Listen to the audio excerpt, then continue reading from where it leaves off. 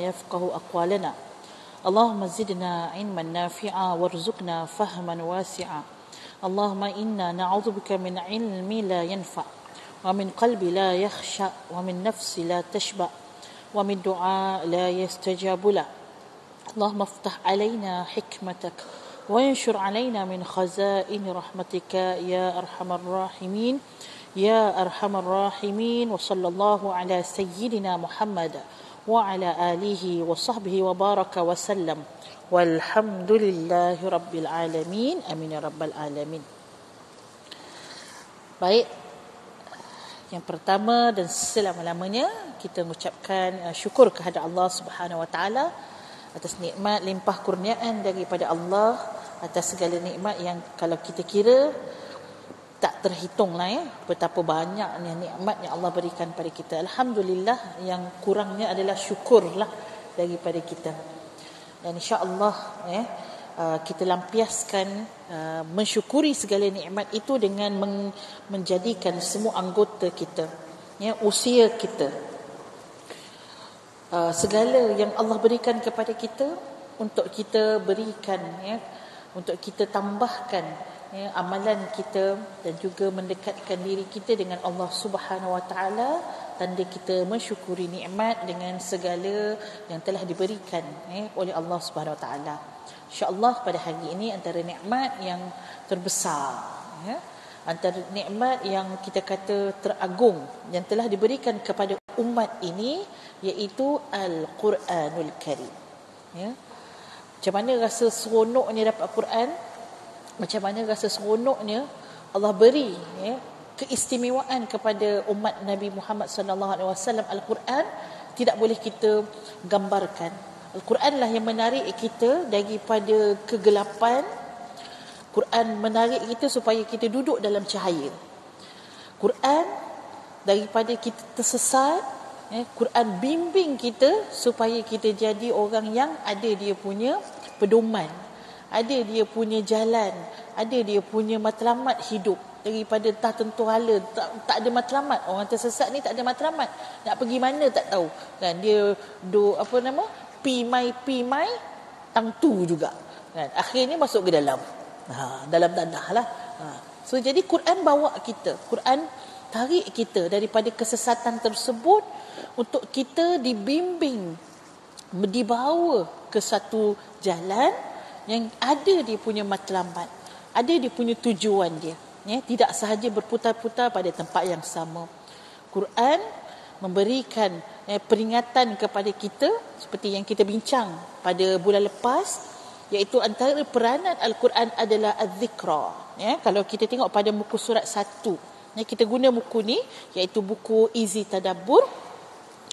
Pada muka surat 1, yang mana peranan Al-Quran di situ adalah inna nahnu nazzalna dzikra, iaitu adalah peringatan, reminder, ataupun yang memberikan kita kata amaran ataupun ancaman kepada kita apabila kita nak hampir terlupa, dan Quran mengingatkan kita agar kita kembali ke jalan yang betul lah, supaya kita tidak tersasar daripada matlamat sebagai seorang manusia, sebagai seorang hamba Allah. Hari ini insya-Allah kita nak masuk pada muka surat kedua, yang di dalam ataupun asasnya pada surah Yunus ayat 57. Wahai umat manusia, sesungguhnya telah datang kepada kamu Al-Quran yang menjadi nasihat, pengajaran dari Tuhanmu, dan yang menjadi penawar bagi penyakit-penyakit batin yang ada di dalam hatimu, dan juga menjadi hidayah petunjuk untuk keselamatan serta membawa rahmat bagi orang-orang yang beriman. Boleh kita garis sama-sama ibu-ibu daripada ayat ini, ayat 57 ni. Yang pertama, Al-Quran, apa peranan Al-Quran? Dia menjadi nasihat, pengajaran. So bila kita baca Quran ibu-ibu, kita dinasihati oleh Allah Subhanahu Wa Taala. Allah nasihatkan kita. Allah memberikan peringatan kepada kita melalui ayat-ayat yang kita baca. Tapi kadang-kadang ada orang baca Quran, tapi dia tak dapat pun dia punya nasihat tersebut. Kerana apa? dia tidak mengamati ayat-ayat yang dia bacakan. Sepintas lalulah, ya, dia tengok Quran tadi ataupun dia baca tadi tu sepintas lalu tanpa sempat dia memerhatikan apakah nasihat yang boleh diambil untuk buat diri kita sebagai orang yang membaca ayat tadi. So Al-Quran tujuannya adalah yang pertama memberikan adalah nasihat, menjadi nasihat pengajaran dari Tuhanmu, dari Allah Subhanahu wa taala. Nombor 2, pada ayat ini Al-Quran menjadi penawar bagi penyakit-penyakit. Okey. Al-Quran akan menjadi syifa ataupun menjadi ubat, menjadi penyembuh kepada sakit yang ada di dalam hati. Paling besar ibu-ibu, hati kita ni sakit, ialah sakit apa?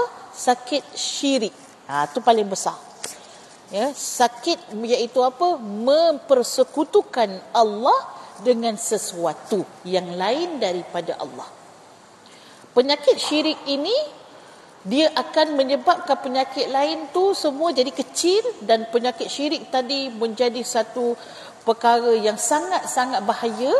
Sebab kalau dia ada syirik, dia amal macam mana sekalipun semua tidak dikira.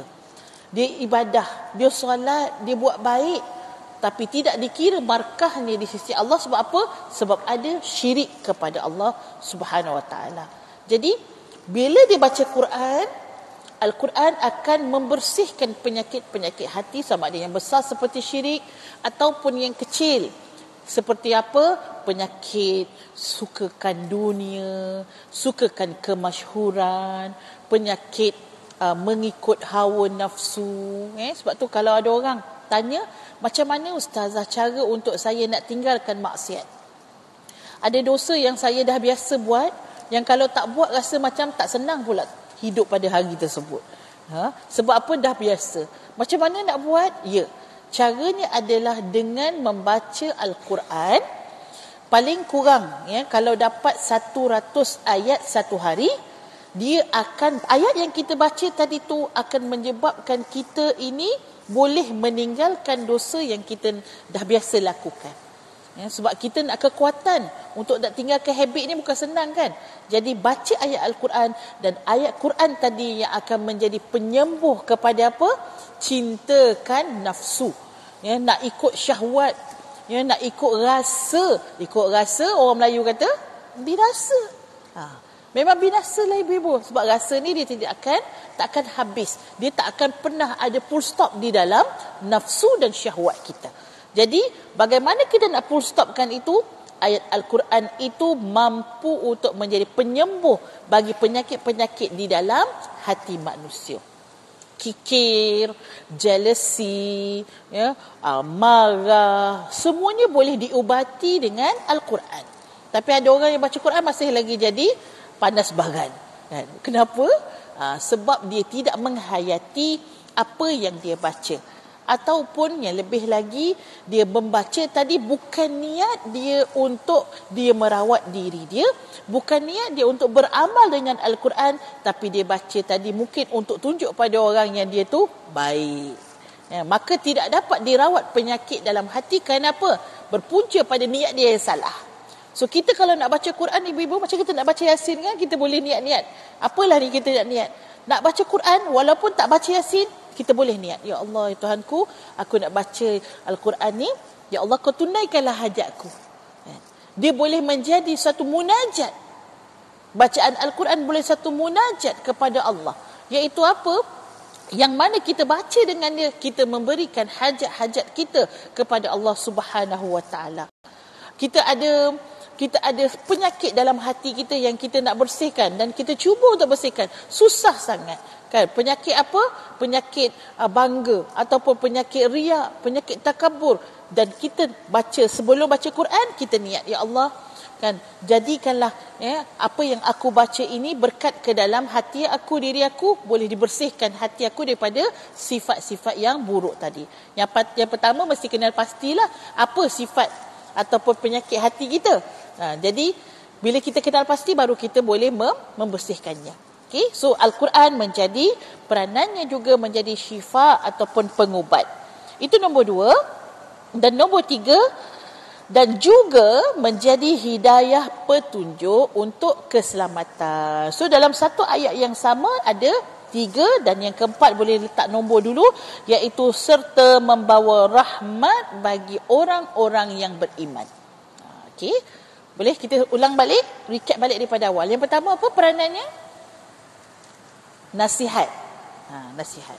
Nombor 2, penawar ataupun pengubat. Okey, bagi penyakit batin iaitu penyakit dalaman. Nombor 3, hidayah petunjuk. Ya. Nombor 4, rahmat bagi orang-orang yang beriman.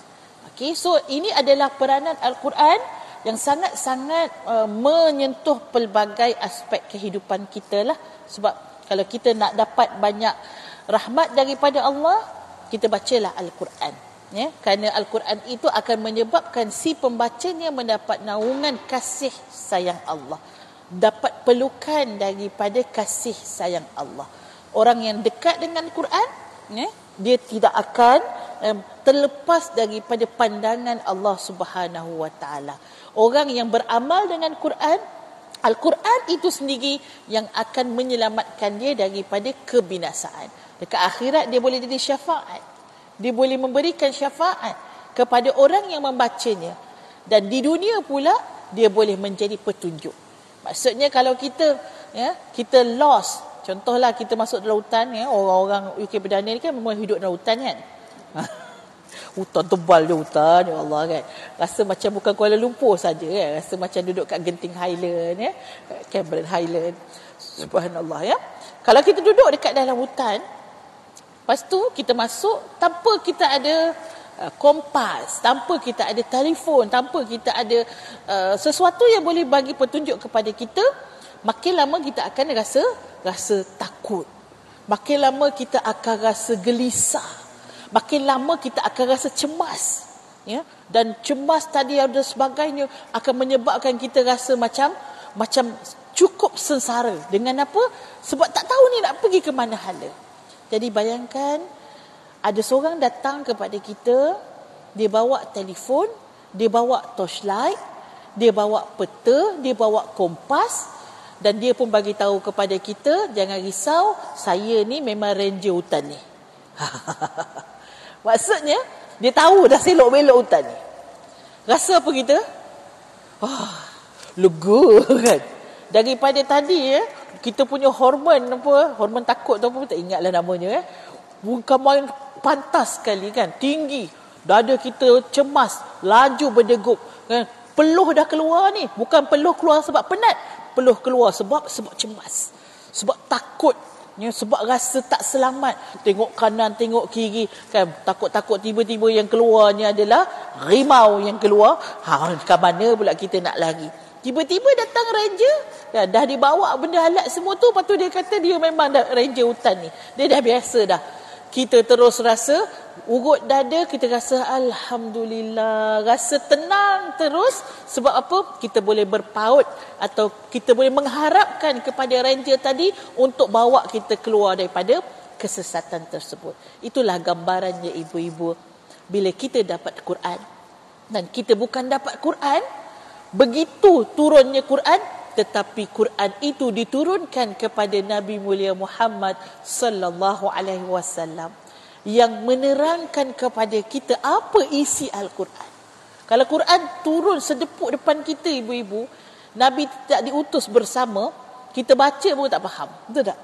Sebab baca bahasa Al-Quran ni sungguh-sungguh tinggi, sungguh-sungguh gaya bahasanya sangat-sangat cantik, sehingga kadang-kadang kita tak faham. Tapi alhamdulillah, mujur Allah hantar seorang lelaki yang digelar sebagai Nabi, iaitu yang menerangkan isi Al-Quran.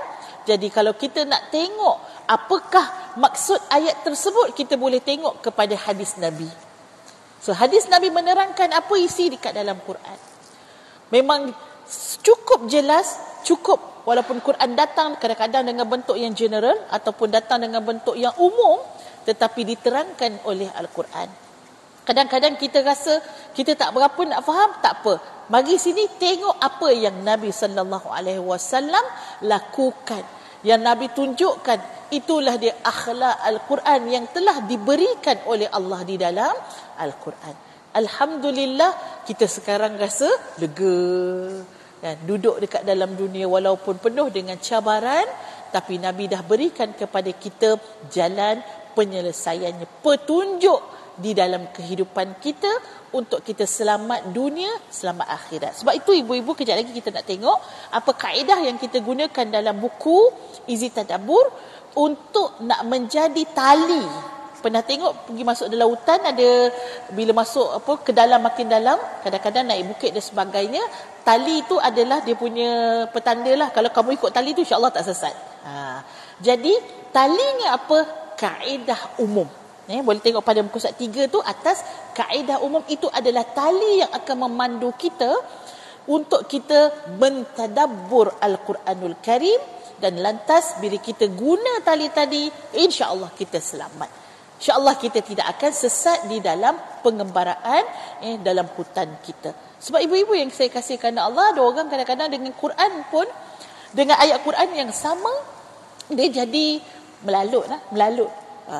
Ramai juga orang yang begitu. Kenapa? Dia tengok Al-Quran itu hanya pada maksud tersurat dia, sehingga salah faham terhadap maksud ayat tadi, dan akhirnya dia salah faham dengan apa yang Allah nak berikan kepada kita. Sebab tu kita perlu pandu diri kita dengan kaedah yang betul yang telah diberikan oleh para ulama, supaya benar-benar kita dapat rahmat dengan Quran tadi, kita dapat petunjuk dengan Quran. Jom kita tengok dulu di bawahnya, pusat 2 dulu ya. Al-Quran adalah kitab hidayah, panduan kepada manusia dalam menjalani kehidupan di dunia dan di akhirat. Panduan dan petunjuk itu sangat penting dalam kehidupan manusia. Panduan itu seolah-olah tali yang akan menarik manusia supaya tidak akan terjatuh dalam gaung yang membinasakan. Panduan dan petunjuk tadi akan sentiasa sesuai dan relevan untuk dipraktikkan walau di mana kita berada, sama ada kita di Malaysia ke, tak kisahlah lokasinya, Amerika, China, India. Petunjuk Al-Quran ini juga sentiasa efisien, sesuai untuk kita gunakan, sama ada di zaman moden, zaman batu dulu-dulu pun sesuai, zaman fitnah kita pada hari ini duduk dalam zaman fitnah, tidak menjadi pembeza kita untuk terus berpegang dengan kaedah yang telah ditunjukkan oleh Al-Quranul Karim. Jadi dia tidak ada had masa, dia tidak ada had tempat. Al-Quran sentiasa relevan dalam pelbagai keadaan, pelbagai zaman, pelbagai tempat. Tinggal lagi manusia yang meninggalkan Quran, betul tak?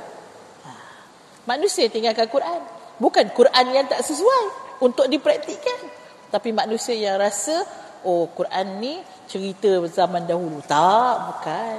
Sangat banyak kandungan ataupun khazanah yang dikaji oleh manusia, ibu-ibu, tak pernah habis. Kaji Quran, ulama kaji Quran, orang kaji Quran tak pernah berhenti daripada memberikan manfaat kepada manusia. Sehingga hari ini, walaupun dah hampir dah masuk 1445 dah, tapi habis tak? Tak habis. Ilmu astronomi, ilmu fizik, ilmu geografi, ilmu alam, subhanallah, sangat-sangat hebat. Quran memberikan kita panduan. Saya tak ingatlah ibu-ibu, saya ada janji hari itu, kalau slot saya nanti kita nak ambil sebahagian Al-Fatihah ya. Saya bagi hari itu ibu-ibu yang pilih surah Al-Fatihah ya. Okay, so hari ini insya-Allah nanti dekat ujung nanti kita nak belajar macam mana untuk tadabbur surah Al-Fatihah, untuk sebagai kita nak praktis terus apa yang kita belajar di dalam ilmu tadabbur, insya-Allah. Jadi saya kena cepat sikitlah supaya kita boleh basuh beberapa perkara yang penting. Jom, kaedah umum pada muka surat 3, kaedah umum dalam Al-Quran. Kaedah ini disebut sebagai Al-Mabadi'ul Ammah. Al-Mabadi' ataupun nama lainnya adalah Al-Qa'idah. Kaedah yang mana dia bentuk ammah. Kita pun panggil kaedah am juga, betul tak? Contohnya kalau kita sebut kata nama am. Lawannya kata nama khas. Jadi maksudnya kata nama am tu yang tidak merujuk kepada certain perkara, tapi kalau yang khas tu dia merujuk kepada perkara yang lebih spesifik lah. So am. Jadi orang Melayu sebut am tadi tu ambil ataupun pinjam daripada bahasa Arab, al-ammah. Jadi kalau orang tanya kita, Kak pandai cakap bahasa Arab? Pandai. Cakap apa? Assalamualaikum ke bahasa Arab juga? Ma'assalamah kan.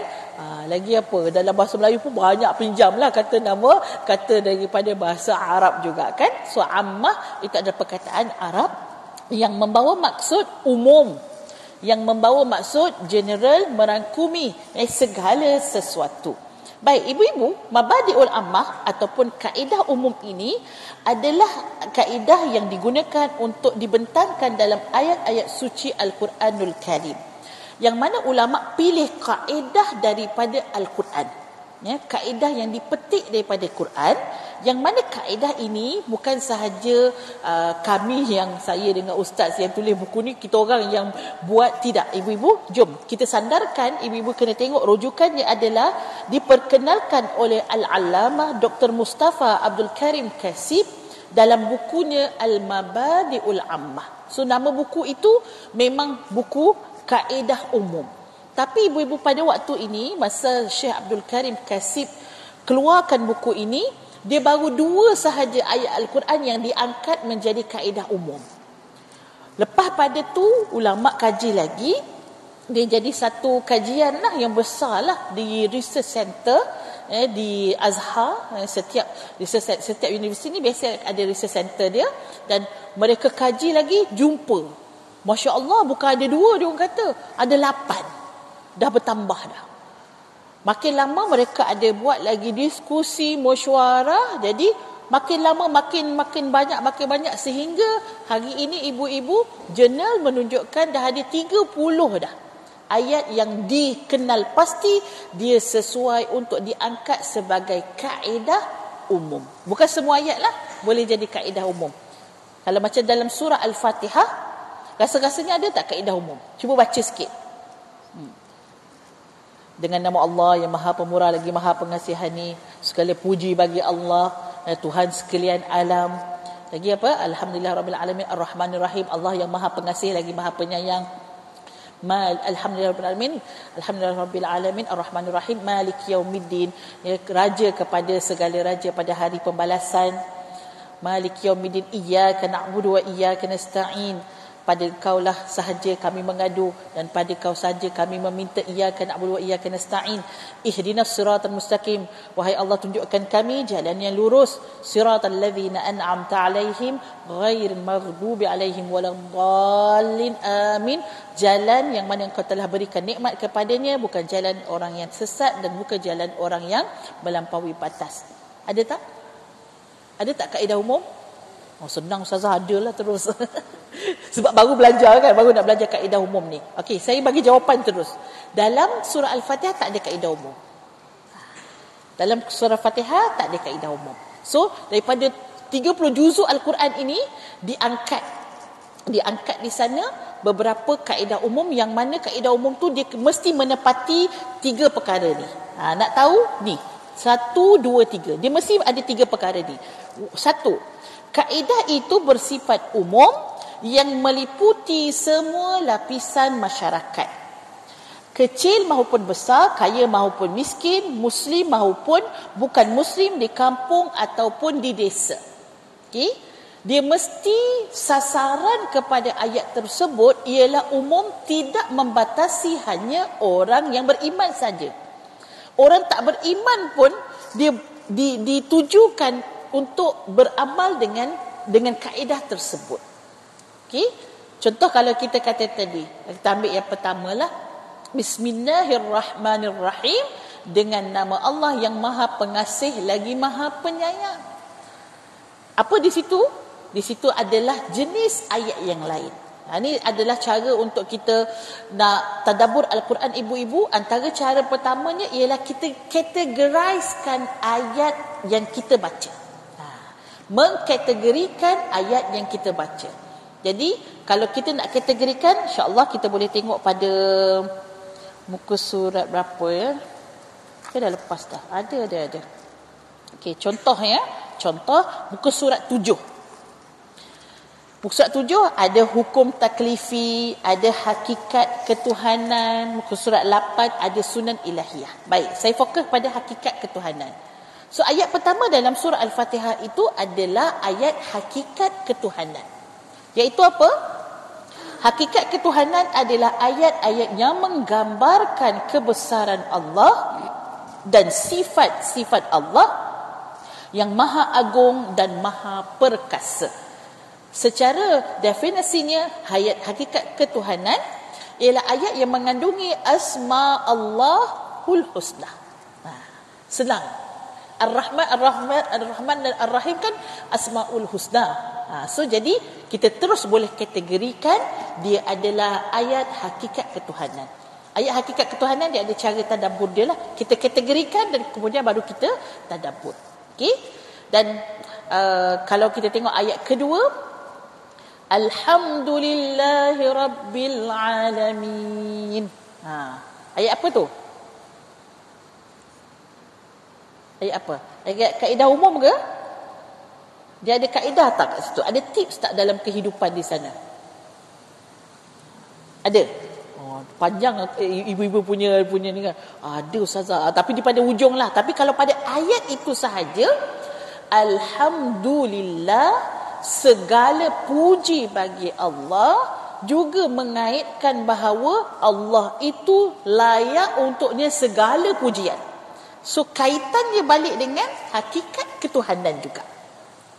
Sebab dalam banyak-banyak ayat ibu-ibu dalam Al-Quran ini, kalau ayat berkaitan dengan hakikat ketuhanan, dia punya maqam tinggi.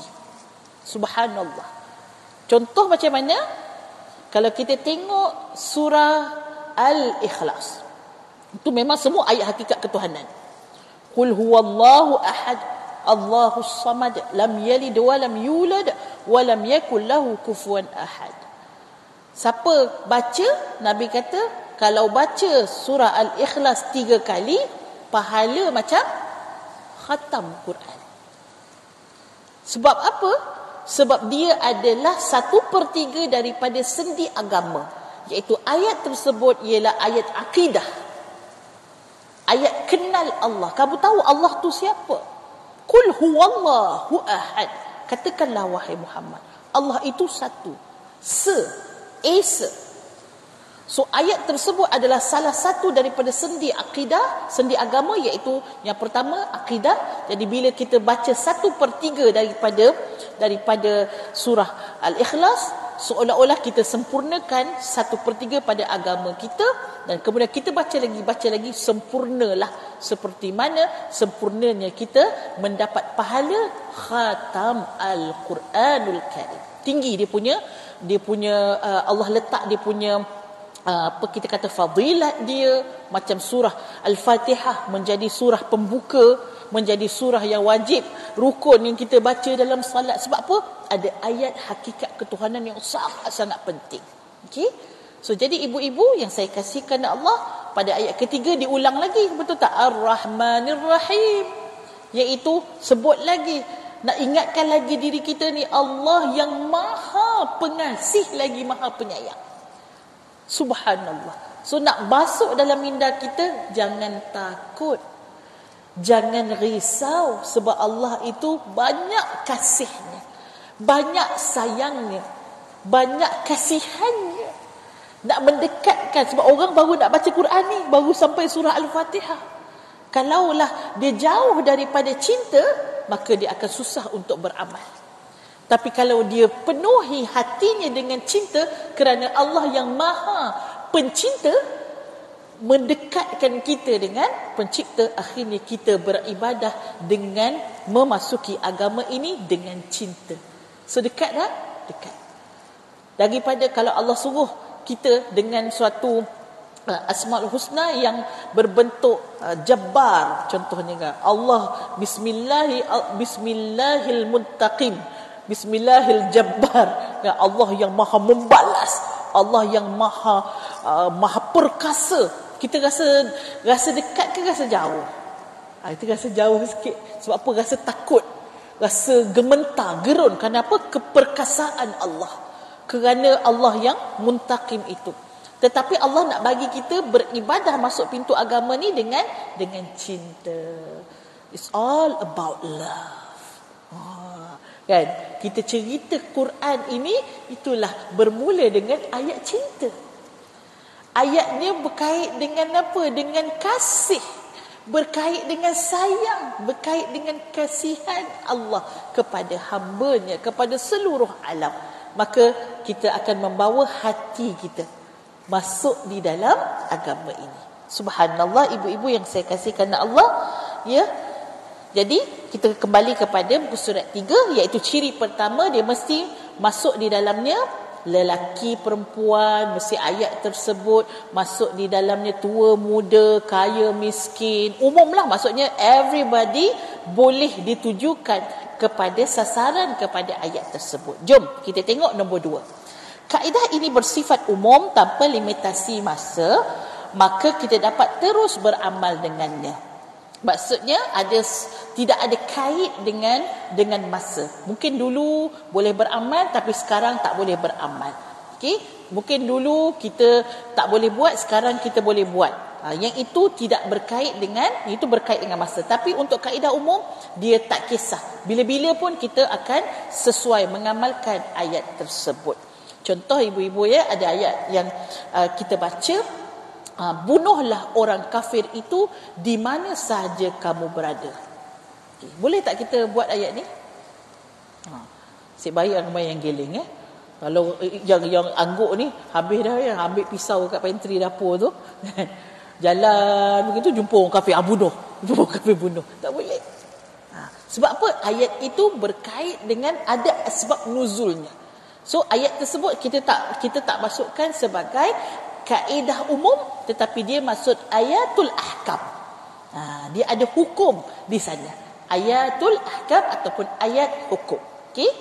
Terus ibu-ibu yang ketiga, begitu juga boleh diaplikasikan kaedah ini dalam pelbagai bidang. Sebagai contoh dalam bidang pendidikan, bidang kehakiman, bidang keuangan, bidang kesihatan, pekerjaan dan pelbagai lagi. Maksudnya dia meliputi juga di mana saja sektor ataupun aspek ayat tadi sesuai untuk dipraktikkan.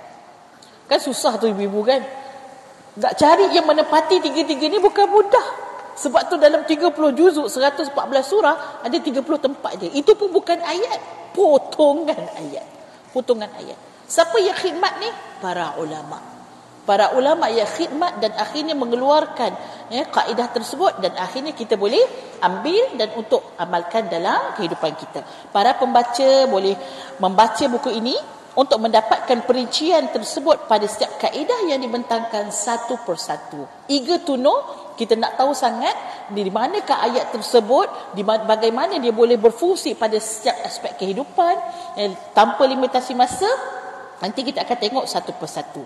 Yang ini kita nak bawakan sedikit, iaitu perbezaan daripada al-mabadi'ul ammah, iaitu kaedah umum, dan juga bezanya dengan al-maqasidus syariah. Okay? Siapa pernah dengar pasal maqasid syariah? Rasa-rasa pernah dengar tak ibu-ibu? Ada yang pernah dengar? Ada, ya? Dulu masa sekarang ni dah Malaysia Madani, kan? Masa zaman Datuk Seri Anwar pegang, yang sebelum ini, sebelum diganti dengan Muhyiddin, masa tu memang terasnya adalah maqasid syariah lah. Jadi banyak pun radio-radio, TV, kalau hal ehwal Islam, Forum Perdana Hal Ehwal Islam tu ada cerita pasal maqasid syariah. Maqasid syariah ni dia ada 5 dia punya perkara penting lah yang ada di bawah dia, iaitu hifzun nafs. Pernah dengar? Menjaga diri. Hifzuddin, menjaga agama. Hifzul mal, menjaga harta. Hifzun nasab, menjaga keturunan. Hizbul arad, menjaga maruah. So 5 ini dia duduk di dalam maqasid syariah. So dalam kehidupan kita, semua sekali dia tidak akan lari daripada maqasid syariah. Tapi apa beza maqasid syariah dengan mabadiul ammah yang ada dalam buku ni? Maqasid syariah ialah satu tujuan.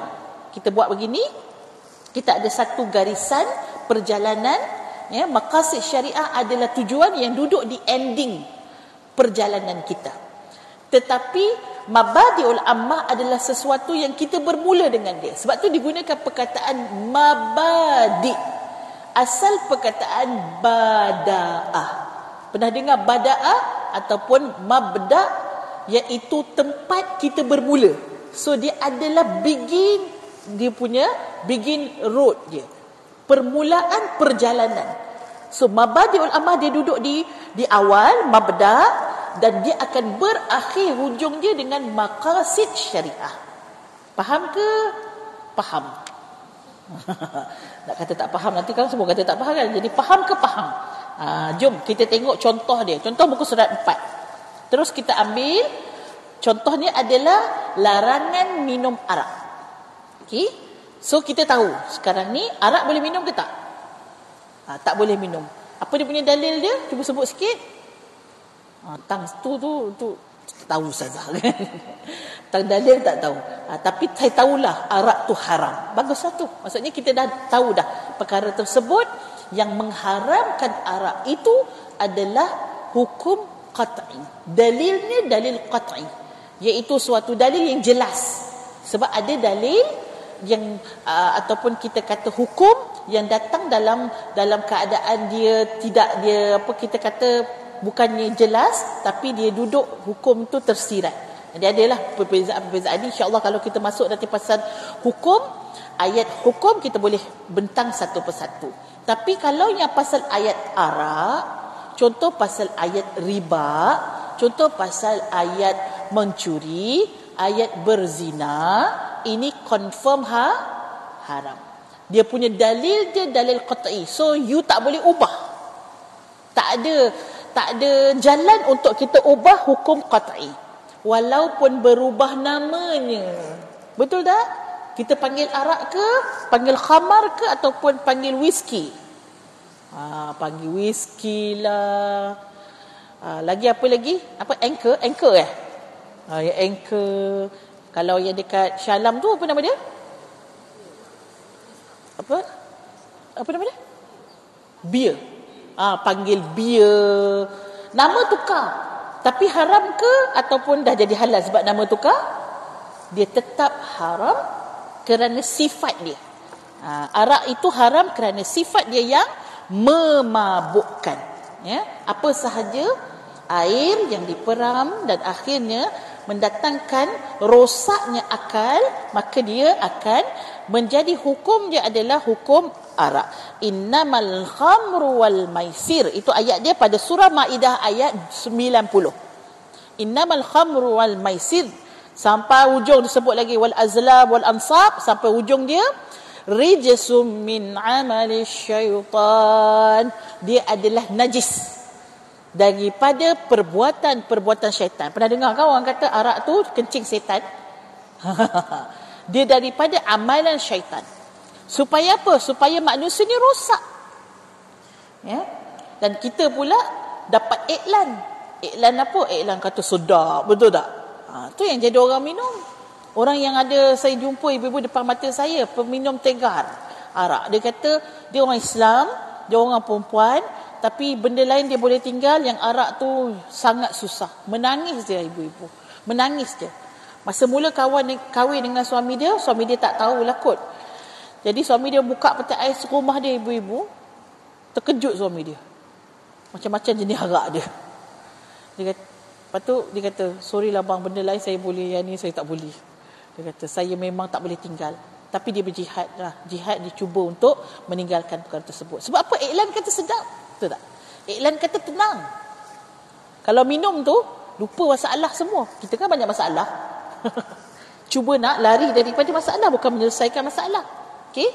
Iklan dibuat supaya benda tu nampak seperti bagus, ya. Dan akhirnya kita pun menjadi mangsa dan kita pun makan. Okey, fajtanibu, iaitu maka arahan daripada Allah, maka kamu kena jauhi. Bila kamu kena jauhi, maksud di sana adalah bukan sahaja makruh, tapi maksud di sana haram. Ya, meminum arak hukumnya haram. Baik. Itu adalah hukum yang kita tahu. Sekarang saya nak bawakan kepada ibu-ibu di manakah kaedah umum dan di manakah maqasid syariah. Yang pertama, kaedah umum dulu. Muka surat 4, kaedah umum bukan pada ayat Quran tadi, tetapi pada ayat, iaitu konsep ataupun prinsipnya adalah tidak mendedahkan diri kepada kerosakan dan kebinasaan berdasarkan ayat Allah yang bermaksud janganlah kamu mencampakkan diri kamu dalam kebinasaan. Wala tulqu biaidikum ila tahlukah. Ini ayat yang diangkat oleh para ulama sebagai ayat kaedah umum. Sebab kalau ambil ayat fajtanibuh tadi, dia hanya mengkhusus kepada hukum Arab, betul tak? So tak boleh nak kait dengan hukum, contoh memandu kereta dengan arah, dengan apa, melawan arus. Yang itu tak jumpa, betul tak? Sebab tak ada yang dia tak ada kaitan pun dengan arak. Mungkin arak tadi boleh dibandingkan hukumnya dengan dadah, ataupun boleh dibandingkan hukumnya dengan benda-benda yang merosakkan akal macam ekstasi, betul tak?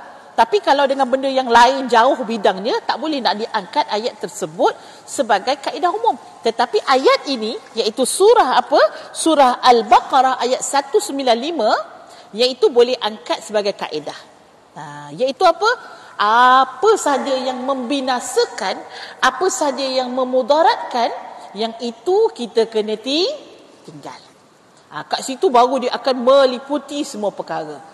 Contoh kita ambil di dalam bidang, ambil dalam bidang tadi dulu, kita cerita pasal JPJ lah, pasal kereta. Kenapa JPJ letak had laju? Kat sekolah 40 ke 60 sekolah kilometer sejam, 60 60. Kalau van ataupun lori yang bawa barang 80. Kalau dekat highway 110, ada yang 110, ada yang 90. Kenapa kena letak tempat-tempat macam tu? Kena letak had laju tertentu supaya orang tidak bawa suatu kereta dalam keadaan tempat tersebut mungkin akan berlaku ada kanak-kanak melintas. Kalau dekat highway, kalau sampai 100, kita kata dia bawa sampai 180, kalau tiba-tiba kereta tak bagi signal masuk je, memang akan berlaku kecelakaan. So, di sanalah kita kata dalam bidang keselamatan di jalan raya pun kita memakai ayat tersebut. Subhanallah. Bagus kan? Kalau kita dulu belajar nak dapat lesen tersebut, diterangkan melalui ayat ini, saya rasa semua orang akan orang kata behave lah. Maksudnya bukan kerana kena saman. Betul tak? Pakai tali pinggang bukan kerana kena saman. Sebab apa? Keselamatan saya. Wala tulqu biaidikum ila tahlukah. Saya nak selamat, jadi saya kena pakai. Kenapa kena pakai topi keledar? Sebab Allah yang suruh kita pakai topi keledar, bukan sebab ada ayat topi keledar dalam Quran. Ada orang marah pula kan, khutbah Jumaat cerita pasal topi keledar, cerita pasal ni. Tapi dia adalah suruhan daripada Allah. Wala tulqu biaidikum ila tahlukah. Apa sahaja yang membawa kepada kebinasaan, yang ini kamu kena tinggalkan. Kamu kena jauhi. Kenapa? Dia memang akan merosakkan diri kamu, tak pun dia akan merosakkan orang lain. Kamu pun rosak, mungkin orang lain pun akan bagi efek, dan dia akan memusnahkan apa yang ada di atas dunia ini. Jadi ibu-ibu yang saya kasih kerana Allah, nampak kan? Dia umum. Ayat tersebut ialah sesuatu yang sesuai kita gunakan dekat jalan raya. Sesuatu yang kita sesuai juga gunakan pada pemakanan, betul tak? Ini orang katalah, tapi saya minum juga ibu-ibu, gula. Susah betul nak tinggalkan gula ni, ya Allah, ya Tuhanku. Kata orang, Ustazah senang je nak kurus, Ustazah tinggal gula, free sugar kan. Masalahnya gula tu tak nak tinggalkan saya. Kan? Rasa macam tak minum air rasanya kan. Tapi ibu-ibu itulah cabarannya kan. Tapi nak kata dalam pemakanan kita, doktor dalam bidang perubatan, doktor boleh guna kaedah ini. Kalaulah kita ni memang dah kecil manis, dah orang kata 23 ibu-ibu, bukannya 8, 23 kecil manis. Tapi kalau 23 masih lagi makan kari pap, kari pap dahsyat, dia punya gula dalam kari pap tu dahsyat, mencanak terus kita punya ni. masih lagi kita makan benda-benda yang menyumbang kepada gula, maksudnya kita cari apa? Cari nahas lah maksudnya. Jadi doktor, kalau doktor tu dia ada Islamic punya background, Kak, dengar sini Kak, bukan saya suruh Kak berhenti makan yang mana-mana Kak. Allah suruh. Kita dah terdiam dah. Ya betul doktor ni kan? Ya Kak, akak tak pernah dengar Kak, wala tulku bi aidikum ila tahluka. Terus insaf turun. Dah lah cik ni baru balik kuliah Ustaz Hidayah kan? Tiba-tiba doktor pula dah sihat benda sama. Tentang pemakanan pun kita menggunakan ayat ni. Subhanallah. Maksudnya kalau tahu benda tu mudarat untuk kita, tapi kita masih lagi buat, dan kita tahu doktor kata Kak, kalau akak buat macam ni akak nanti kena dialisis Kak. Akak dah dialisis, akak buat macam ni Kak, potong kaki Kak. So kita tahu dah tu apa yang akan terjadi. So bila kita tahu benda betul bagus ke tak, dia mudarat untuk kita, so please tinggalkan. Sebab Allah suruh kita tinggalkan apa yang memudaratkan kita. Cantiknya Allah bagi Al-Quran itu, dia pendek tetapi dia mencakupi seluruh kehidupan kita. Subhanallah ibu-ibu, itu pada kaedah umum. So kita nak tengok sekarang ni, kaedah umum dia apa? Ialah meninggalkan apa yang memudaratkan, dan termasuk arak itu memudaratkan kita, memudaratkan diri, memudaratkan keluarga, memudaratkan masyarakat. Baik. Seterusnya kita pun berjalan di jalan ini, di atas garisan ini. Apakah tujuan daripada Allah suruh tinggal kita minum arak? Rasa-rasalah ibu-ibu, jangan tengok dulu kan. Rasa-rasa dulu. Kenapa kita kena tinggal minum arak? Sebab Allah nak suruh apa? Nak suruh kita terus hidup dengan baik, betul tak? Allah nak suruh kita elakkan daripada kecelakaan seperti mati. Bila orang tu minum arak, dia ingatkan kereta depan tu dekat lagi. Jauh lagi. Rupanya kereta tu dah dekat dah. Dia kan tak boleh nak ukur ya. Orang yang minum arak, dia tak boleh nak ukur dia punya perjalanan. Jarak tu dia tak boleh nak ukur. Kalau nak tahu, ramai yang berlaku aksiden sendiri. Ibu-ibu boleh keluar rumah, jalanlah dekat MRT ni ke kat mana-mana yang ada traffic light. Yang aksiden pukul 3 pagi, 4 pagi. Itu aksiden sendiri. Sebab apa? Baru balik minum. Padahal banyak kereta tak? Mana ada kereta? Pukul 3 pagi adalah satu dua kereta. Tapi ibu-ibu kalau keluar rumah waktu itu, contohnya kita nak pergi balik kampung ke, ataupun kita nak pergi airport ke, itu kena lebih hati-hati. Sebab ramai orang yang baru balik, dan waktu tu dia baru dah minum, dan kemudian dia akan hilang dia punya kita kata dia punya waspada dia tu. Maksudnya kewarasan akal dia tu hilang. So ibu-ibu yang saya kasihi, matlamat dia supaya manusia itu dapat menjaga diri, menjaga nyawa. Ini maqasid syariah. Nyawa manusia ni mahal, tak ada tolok gantinya. Tak ada pula kedai kan. Kedai ni jual apa? Jual nyawa. Kan? Oh, berapa nyawa dia? Berapa ringgit satu nyawa? Macam kita main game kan? Main game dia ada hati tu kan. Oh tak apa, mati kali ni ada lagi 3 lagi nyawa lain kan. Tak ada. So mesti sangat penting untuk manusia meletakkan perkara yang berkait dengan nyawa, jangan buat main-main.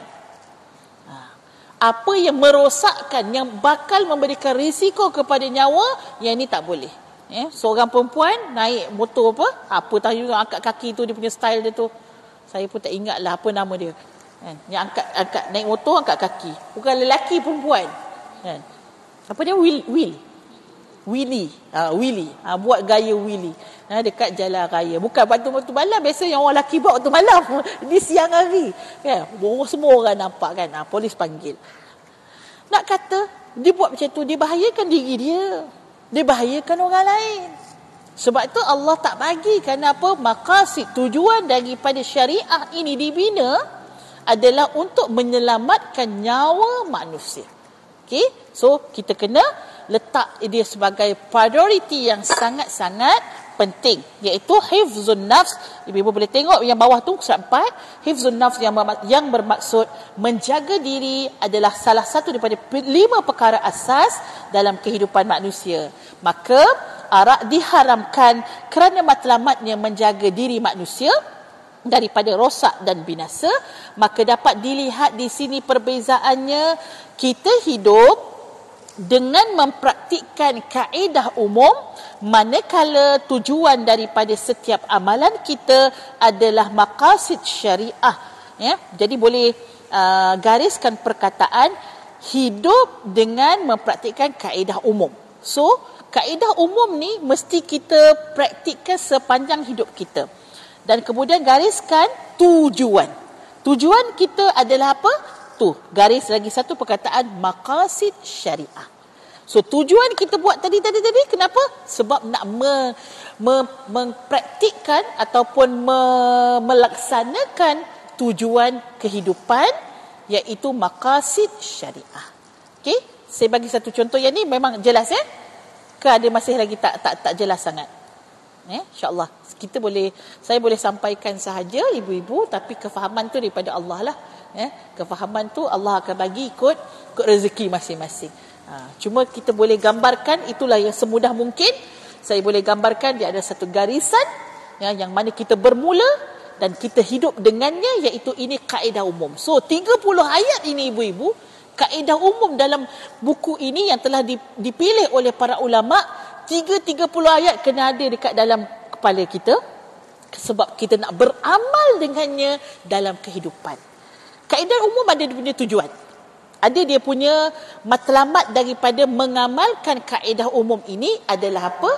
Ibu-ibu boleh tulis, babit sedikit, menjadi selamat hidup dunia akhirat. Selamat hidup dunia akhirat, insyaAllah. So bukan akhirat je selamat. Pastilah siapa amal dengan Quran, Allah bagi kan, dia punya ganjaran-ganjaran orang yang beramal dengan Al-Quran ni di akhirat kelak. Sebab Quran Allah turunkan bukan sahaja untuk dibaca, tapi untuk diamalkan. So ujung dia tu. Dan juga siapa amal kaedah umum, dia selamat dunia. So dekat dunia pun dia akan dapat menghindari segala yang akan merosakkan kehidupan dia.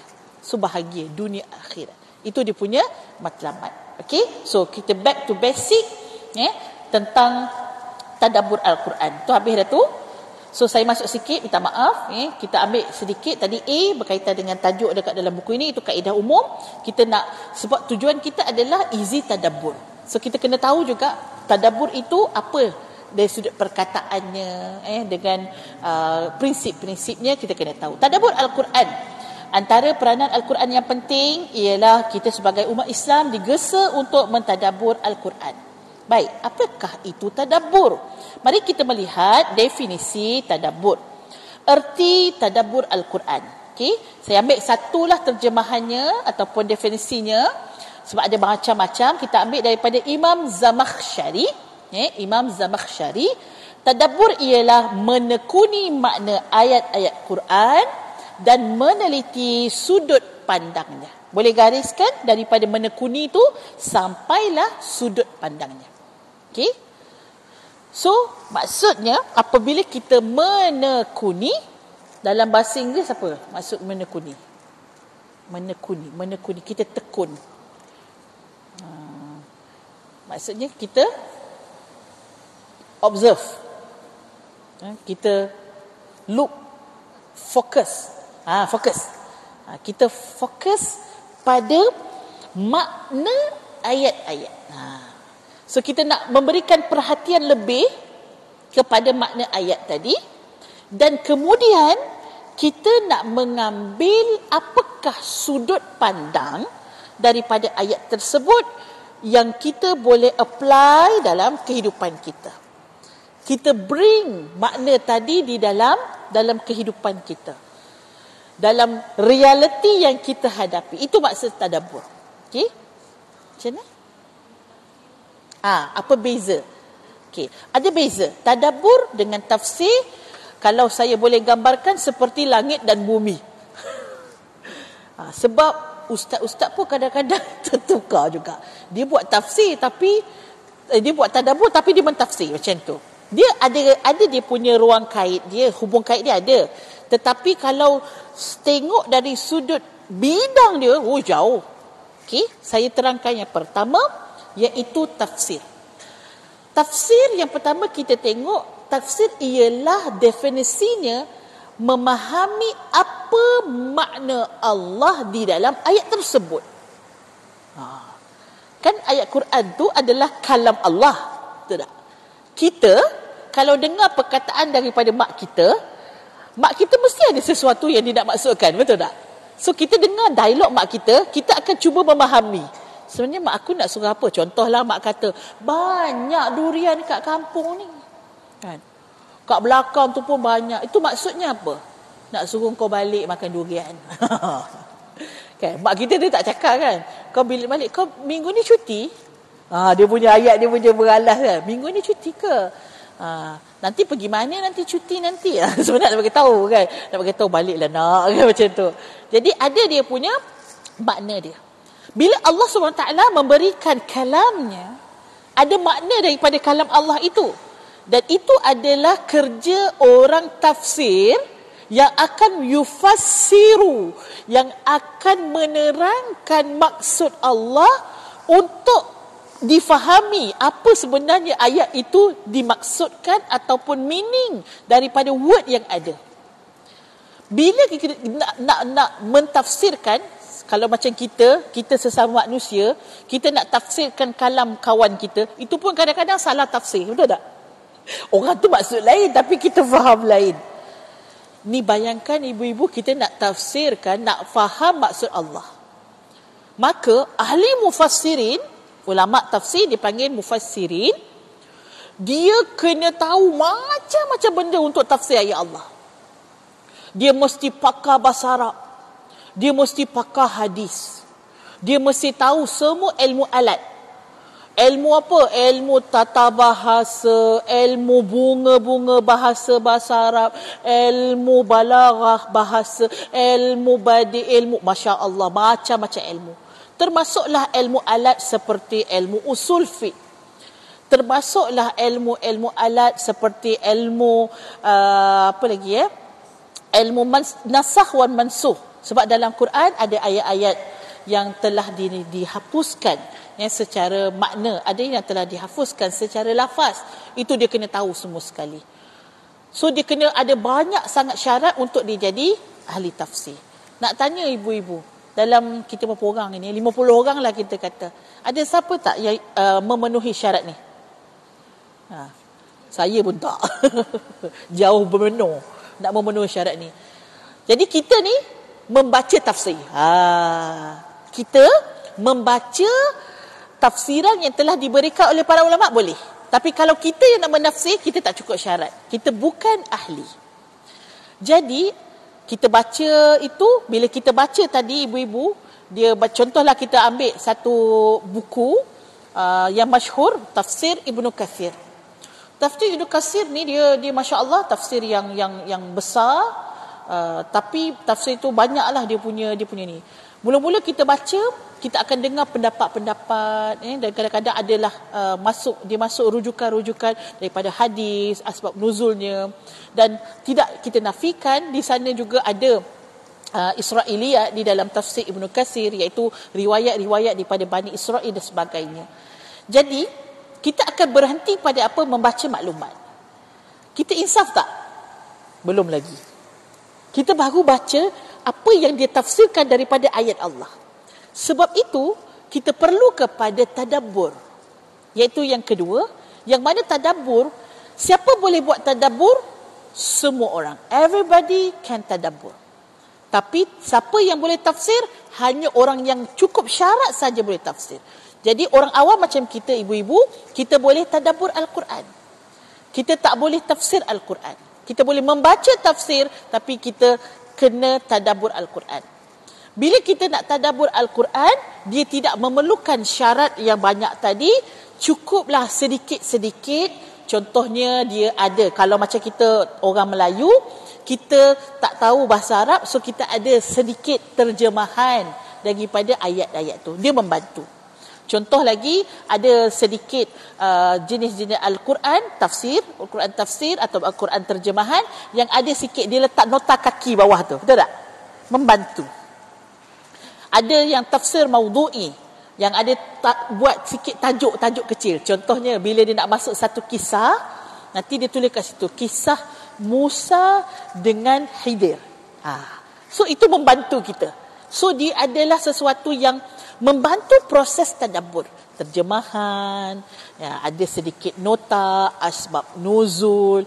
Kalau orang tu ada sikit latar belakang tentang kisah Nabi, ada sedikit latar belakang tentang hadis, itu lagi membantu proses tadabbur dia lebih best lagi, lebih menyeronokkan lagi.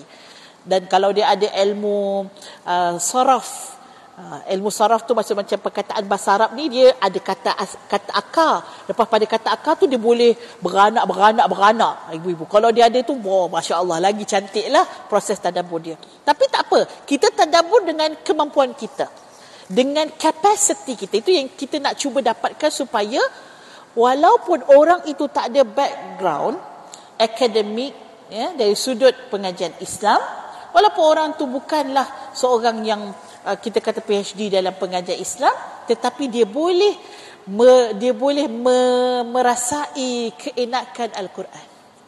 Dia boleh tenggelam di dalam tadabbur Al-Quran. Dia boleh sedut ataupun mengambil ibrah daripada ayat yang dia baca dengan kapasiti dia saja. Okay?